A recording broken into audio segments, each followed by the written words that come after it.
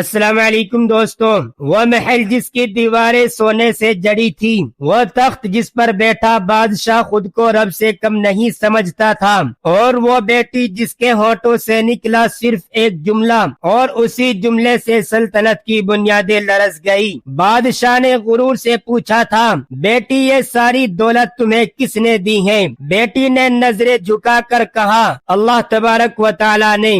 بس یہی لفظ ایک باپ کو دشمن بنا گیا اور ایک شہزادی کو فقیر کی زوجہ۔ یہ قصہ ہے تکبر کے زوال کا، یہ داستان ہے ایمان کی فتح کی، اور یہ کہانی ہے اس دن کی جب بادشاہ نے اپنی سب سے چہیتی بیٹی غرور کی آگ میں جلا دی۔ دوستو، اگر آپ اسلامک ویڈیوز میں انٹرسٹ رکھتے ہیں تو پلیز ہمارے چینل کو سبسکرائب ضرور کر لیں۔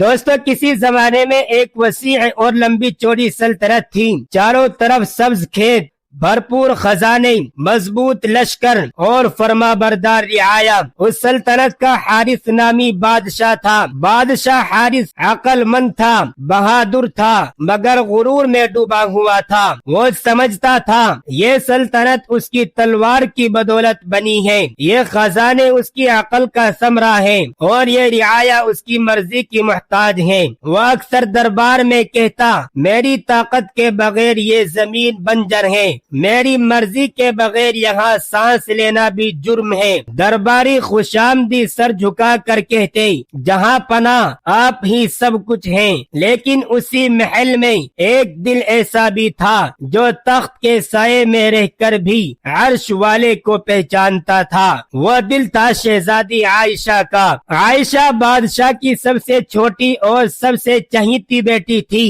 حسن میں بے مثال، اخلاق میں لاجواب، اللہ تبارک و تعالی کا دل میں خوف۔ وہ محل کی چمک دمک میں پلی، مگر اس کا دل کبھی سونے کا قیدی نہ بنا۔ وہ دیکھتی محل کے دروازے پر بھوکے فقیروں کو، بازاروں میں محنت کرتے مزدوروں کو، اور رات کی تنہائی میں سجدوں میں گرتی ہوئی اپنی ماں کو۔ ماں اکثر کہتی، بیٹی دولت امتحان ہے، اصل کامیابی اللہ تبارک و تعالی کی پہچان میں ہے۔ یہی بات عائشہ کے دل میں اتر گئی تھی۔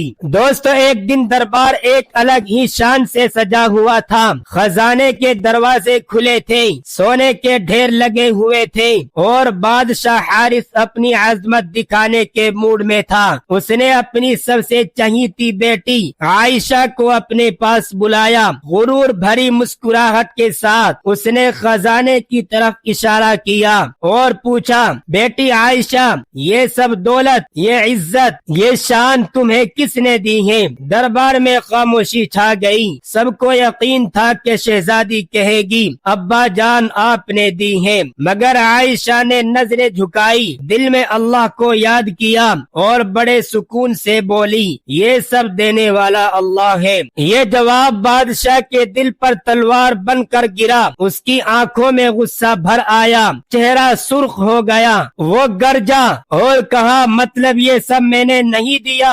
میں بادشاہ نہیں، میری محنت کچھ بھی نہیں۔ عائشہ نے نرمی سے کہا، ابا جان آپ صرف وسیلہ ہیں، دینے والا تو اللہ تبارک و تعالی ہے۔ یہ سننا تھا کہ غرور نے بادشاہ کی عقل پر پردہ ڈال دیا۔ بادشاہ حارث نے دربار میں اعلان کیا، اگر یہی تیرا رب ہے تو میں دیکھوں گا کہ وہ تجھے کیسے نوازتا ہے۔ اگلے ہی دن ایک ایسا فیصلہ سنایا گیا جس نے محل کی دیواریں ہلا دی۔ بادشاہ نے حکم دیا، میری بیٹی عائشہ کی شادی دربار کے کسی شہزادے سے نہیں، کسی امیر سے نہیں، بلکہ شہر کے سب سے غریب فقیر سے کی جائے گی۔ درباری سہم گئے، ملکہ رو پڑی، اور عائشہ نے آنکھیں بند کی اور دل میں کہا، یا اللہ، میں نے سچ کہا تھا، اب تو ہی میرا سہارا ہے۔ وہ دن جس دن محل کے در و دیوار پر خاموشی تاری تھی،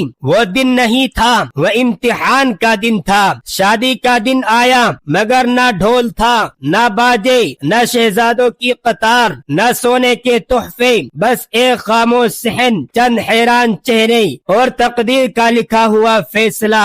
دوستو، شہر کے کنارے ایک پرانی مسجد کے سائے میں ایک فقیر رہتا تھا۔ نام تھا یونس، لیکن لوگ اسے فقیر کہا کرتے تھے، مگر حقیقت میں وہ اللہ اللہ کا شکر گزار بندہ تھا، نہ محل تھا، نہ دولت، نہ قیمتی لباس، لیکن دل میں صبر، قناعت اور رب پر مکمل یقین۔ وہ دن بھر مزدوری کرتا اور رات کو مسجد کے کونے میں سجدوں میں گم ہو جاتا۔ جب اسے بتایا گیا بادشاہ اپنی بیٹی کی شادی تم سے کرنا چاہتا ہے، یونس فقیر سناٹے میں آ گیا۔ اس نے کہا میں تو فقیر ہوں، میں کیا دے سکوں گا شہزادی کو؟ جواب آیا یہ بادشاہ کا حکم ہے، انکار کی گنجائش نہیں ہے۔ نکاح سادہ تھا، نہ خوشی نہ شور، صرف چند گواہ اور آسمان پر خاموش فرشتے۔ جب قاضی نے پوچھا عائشہ بنت حارث کیا تمہیں یہ نکاح قبول ہے؟ ایک لمحے کے لیے شہزادی رکی، دل دھڑکا، آنکھیں نم ہوئی، پھر عائشہ نے دھیرے سے کہا مجھے یہ نکاح قبول ہے، اللہ کے نام پر قبول ہے۔ یہ الفاظ فقیر یونس کے دل میں اتر گئے۔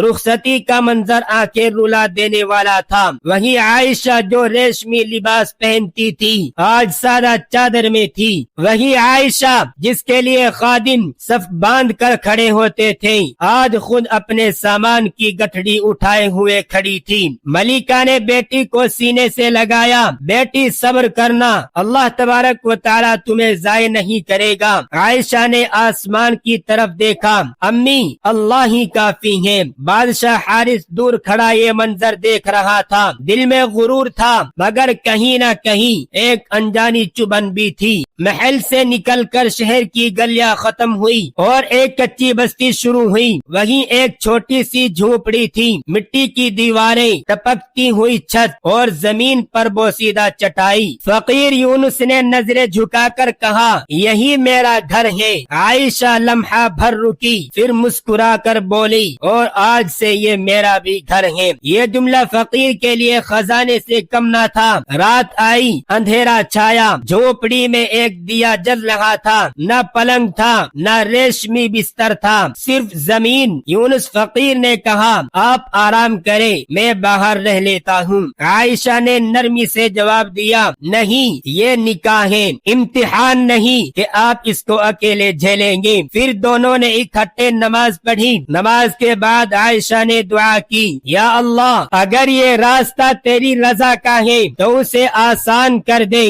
کچھ دن گزرے، غربت نے آزمائش لی، کھانا کم، محنت زیادہ، لیکن شکوہ ایک بھی نہیں۔ عائشہ خود پانی بھرتی، روٹیاں بناتی اور ہر لقمے پر شکر ادا کرتی۔ پڑوسی حیران تھے، یہ شہزادی نہیں یہ تو ولیہ لگتی ہیں۔ اور فقیر یونس ہر رات اللہ تبارک و تعالی سے کہتا اے میرے رب میں فقیر ہوں مگر تو نے مجھے قناعت کی ملکہ دے دی ہے۔ دوستو وہ دن جس دن فاقہ صرف پیٹ کا نہیں یقین کا امتحان بن گیا۔ دوستو ایک صبح فقیر یونس مزدوری کے لیے نکلا مگر شہر میں کام نہ ملا، بازار سنسان تھا، لوگ اپنے ہی غموں میں الجھے ہوئے تھے۔ سورج ڈھلنے لگا اور فقیر یونس خالی ہاتھ لوٹ آیا۔ جھونپڑی میں نہ آٹا تھا، نہ دال، نہ چولہے میں آگ۔ عائشہ نے کچھ نہ کہا، بس پانی گرم کیا اور دونوں نے خاموشی سے پی لیا۔ فقیر یونس کی آنکھیں نم ہو گئی، میں آپ کو کھانا بھی نہ دے سکا۔ عائشہ نے مسکرا کر کہا فقیر یونس کھانا جسم کو زندہ رکھتا ہے اور یقین روح کو۔ دوستو وہ رات بہت طویل تھی، بھوک سے کمزوری اور دل میں سوالات مگر زبان پر شکوہ نہیں۔ یونس فقیر سجدے میں گر گیا، یا اللہ میں نے تیری بندی کو اپنے حال میں قبول کیا ہے، اب تو ہمیں اپنے حال میں قبول فرما لے۔ عائشہ کی آنکھوں سے آنسو بہ رہے تھے، یا رب میں نے بادشاہت چھوڑ کر تیرا نام لیا ہے، تو ہمیں تنہا نہ چھوڑ۔ فجر کے وقت ایک عجیب سکون تھا، دروازے پر دستک ہوئی۔ فقیر یونس نے دروازہ کھولا تو ایک تاجر کھڑا تھا جس کے چہرے پر ندامت تھی۔ اس نے کہا کل رات میں نے خواب دیکھا تھا کہ کوئی مجھے کہہ رہا تھا اس فقیر کے گھر روشنی ہے، وہاں رزق پہنچاؤ۔ وہ اندر آیا اور آٹا، کھجوریں اور کچھ سکوں کی تھیلی رکھ دی۔ عائشہ نے سجدہ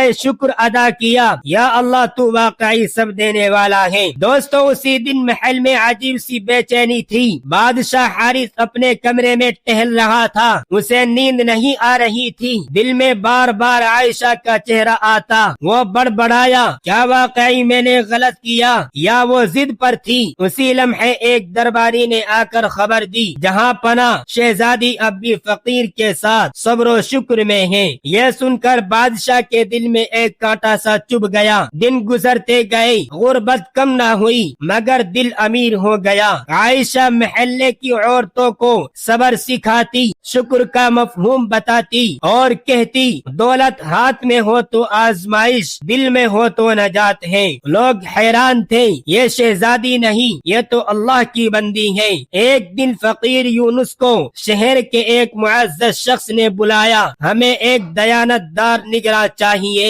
تمہاری امانت کی شہرت سنی ہے۔ یہ ایک معمولی کام تھا مگر رزق کا دروازہ تھا۔ یونس نے قبول کیا اور پہلی تنخواہ لا کر عائشہ کے ہاتھ پر رکھی۔ عائشہ کی آنکھیں بھر آئی اور کہا، یونس دیکھا ہے، اللہ دیر کرتا ہے اندھیر نہیں۔ وہ فقیر جسے لوگ کبھی نگاہ بھر کر نہیں دیکھتے تھے، آج اسی کے نام کی گونج بازاروں میں سنائی دینے لگی۔ دوستو، فقیر یونس نے جو کام سنبھالا تھا وہ معمولی تھا مگر اس کی دیانت معمولی نہیں تھی۔ وہ ایک ایک سکے کا حساب رکھتا، کسی کا حق نہ مارتا اور ہر دن کا آغاز دعا سے کرتا۔ چند ہی مہینوں میں اس کی امانت داری کی مثالیں دی جانے لگی۔ تاجر کہتے، یہ فقیر نہیں، یہ تو خزانہ ہے۔ دوستو، عائشہ نے دولت کو دل کے قریب نہ آنے دیا۔ وہ کہتی، ہم نے تنگی میں شکر کیا، اب آسانی میں بھی شکر لازم ہے۔ وہ اب بھی سادہ لباس پہنتی، غریبوں میں بانٹتی اور راتوں کو سجدوں میں رہتی۔ لوگ اس کے پاس دعا کے لیے آنے لگے۔ آخر کار فقیر یونس کا ذکر محل کی دیواروں سے ٹکرا گیا۔ بادشاہ حارث نے سنا ایک دیانت دار شخص ہے جو